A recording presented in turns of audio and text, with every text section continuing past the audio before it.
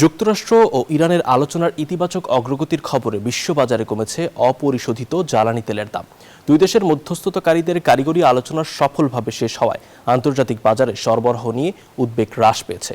ফলে ব্রেন্ট ক্রুড ও West Texas intermediate WTI দুই ধরনের অপরিশোধিত তেলের দাম নেমে এসেছে গত 4 মাসের মধ্যে সর্বনিম্ন পর্যায়ে।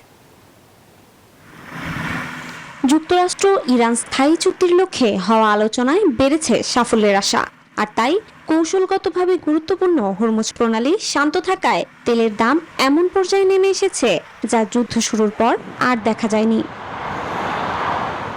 আন্তর্জাতিক বাজারে জ্বালানি তেলের দাম 1% বেশি কমেছে। বার্তা সংস্থা রয়টার্সের তথ্য অনুযায়ী ব্রেন্ট ক্রুড তেলের দাম 1.89% কমে ব্যারেল প্রতি $71.57 নেমেছে।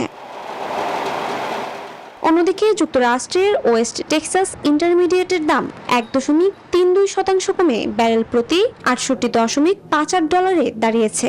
এছাড়া ব্রেন্ট ফিউচার্সের দাম কমে ব্যারেল প্রতি $126 দাঁড়িয়েছে, যা 27 ফেব্রুয়ারির পর সর্বনিম্ন। এদিকে যুক্তরাষ্ট্রের জ্বালানি তথ্য প্রশাসন EIA জানায় 4 জুলাইয়ের ছুটিকে সামনে রেখে দেশীয় শোধনাগারগুলোর চাহিদা বেড়েছে।